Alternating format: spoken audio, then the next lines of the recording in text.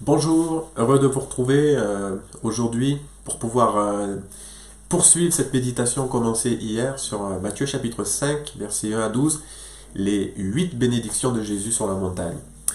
Je disais hier qu'il s'agit de bénédictions prononcées par Jésus à la foule, et cette introduction à son enseignement établit Jésus comme le Messie promis. Et à partir du verset 3, on découvre ce que Jésus dit, et on va se concentrer sur ce verset ce matin. Heureux les pauvres en esprit, car le royaume des cieux est à eux.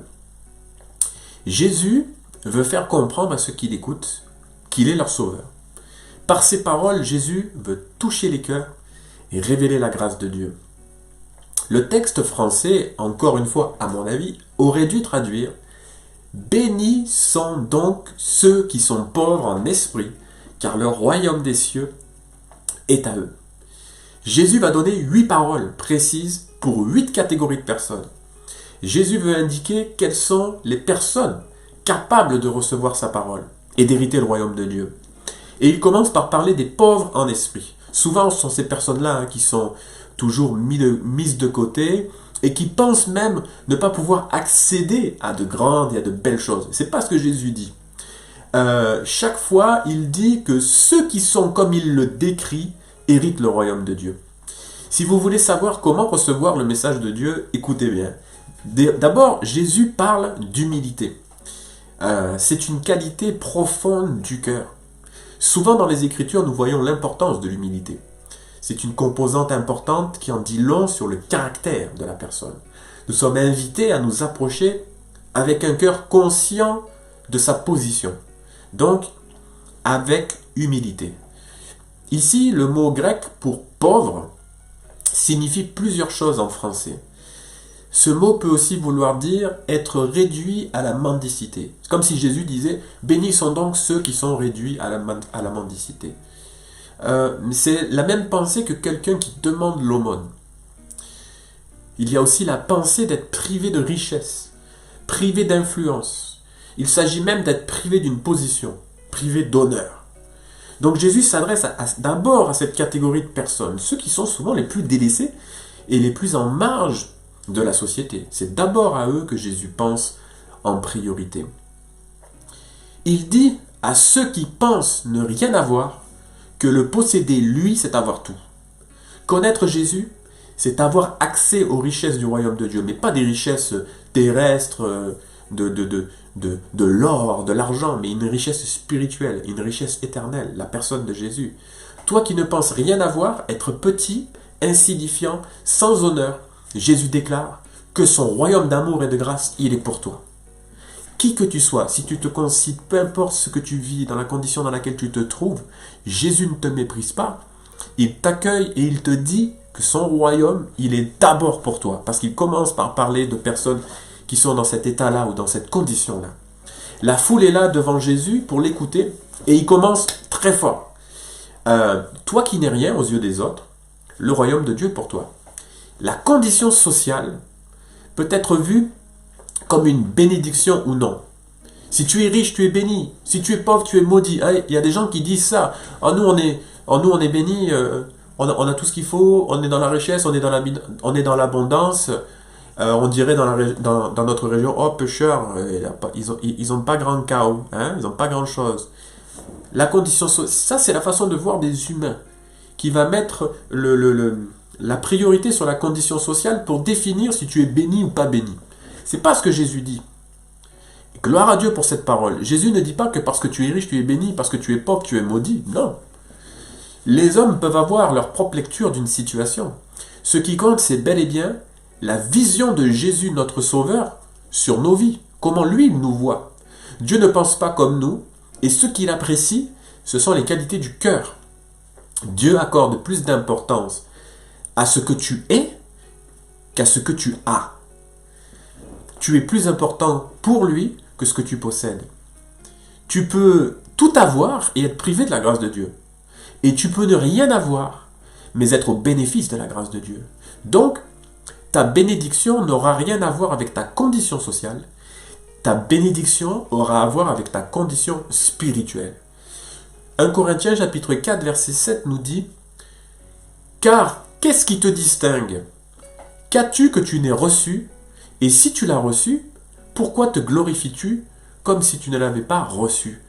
Ce texte nous montre que tout ce que nous avons reçu, ou tout ce que nous n'avons pas, tout ça, ça vient de Dieu. Et on n'a pas à s'enorgueillir d'avoir reçu plus, et on n'a pas non plus à, à se dénigrer parce qu'on aurait reçu moins. Avoir reçu le royaume de Dieu, avoir reçu la grâce de Dieu, c'est avoir tout reçu, bien-aimé. Être dans une condition sociale humble, c'est sûr, ça pousse à l'adaptation. Vous êtes forcé de vivre simplement, sans chichi, sans fioriture. Et ceux qui sont concernés, là, et qui écoutent cette vidéo, vous comprenez très bien ce que je suis en train de dire. Vous vous en tenez aux priorités. Vous allez à l'essentiel. Vous ne voulez pas être irresponsable, surtout quand vous avez une famille et que vous avez des responsabilités qui impliquent d'autres personnes que vous. Je ne dis pas que c'est facile, mais vous êtes conscient de vos besoins. Personnellement, je sais ce que ça signifie. J'ai grandi dans un foyer modeste. J'ai grandi dans un foyer où il a fallu faire attention. Mes parents ont toujours fait le nécessaire pour que nous ne manquions de rien et ont toujours mis les priorités là où elles devaient être. Et nous avons été heureux. Ce n'est pas parce qu'il manquait de l'argent à la maison que nous étions malheureux. Nous avions des difficultés, c'est certain. Quand vous avez plus d'argent, c'est plus facile pour payer les factures que quand vous en avez moins. Mais l'amour d'une famille, la joie d'une famille, la bénédiction d'être une famille ne doit pas dépendre de ce que nous possédons, mais des relations que nous avons les uns avec les autres. Privés de richesse, réduits à la mendicité, les cœurs se tournent vers Jésus. Je ne crois pas qu'une personne pauvre soit plus humble qu'une autre. Je crois que les richesses peuvent être un piège dans lequel on se confie. Je ne dis pas que ce soit mal de posséder des richesses, pas du tout. Quand vous n'avez rien, sur quoi est-ce que vous pouvez vous appuyer? Que celui qui est riche donc fasse comme s'il n'avait rien en dehors de Dieu, et que celui qui n'a rien fasse comme s'il possédait tout par la grâce de Dieu. Riche ou pauvre, considérons que tout ce que nous avons vient de Dieu. La richesse la plus importante, c'est de savoir que nous sommes aimés de Dieu. La richesse la plus importante, c'est de savoir que nous sommes sauvés. La richesse la plus importante, c'est de savoir que Jésus est notre Sauveur. Savoir que notre nom est inscrit dans le livre de vie, dans le ciel. Tous les croyants, riches ou pauvres, sont appelés à l'humilité. C'est une condition importante pour posséder une part de l'héritage du royaume de Dieu. Le royaume des cieux est pour les personnes qui ont soif de rédemption. L'humilité te poussera tout d'abord à admettre tes péchés. Avant d'être sauvé par grâce, tu es dans une condition de pécheur. Le royaume des cieux est pour ceux qui pleurent sur leurs conditions, sur leurs péchés, et qui humblement se voient véritablement tels qu'ils sont, et pas comme ils voudraient voir qu'ils se trouvent. Afin d'être sauvé par grâce, pleure sur ta condition de pécheur. Admettre ses fautes devant Dieu, c'est faire preuve d'humilité. Jésus déclare que celui qui est humble, celui qui admet ses fautes, celui qui reconnaît sa condition et qui se trouve dépourvu de toute force spirituelle et qui se trouve dépourvu de la capacité d'être sauvé, eh bien celui-là fait preuve d'humilité et celui-là héritera du royaume de Dieu. Jésus déclare que celui qui est humble recevra le royaume de Dieu. Il recevra les promesses pour sa vie. Le pardon de Jésus, la paix avec Dieu, la vie pour l'éternité, la gloire avec Jésus, déjà sur la terre et dans le ciel, c'est ce que Jésus propose à ceux qui sont humbles de cœur, à ceux qui se voient comme étant pauvres en esprit. Alléluia. On prie ensemble et on se retrouvera demain pour la suite de cette méditation. Seigneur, merci pour ta grâce. Merci pour ta bonté.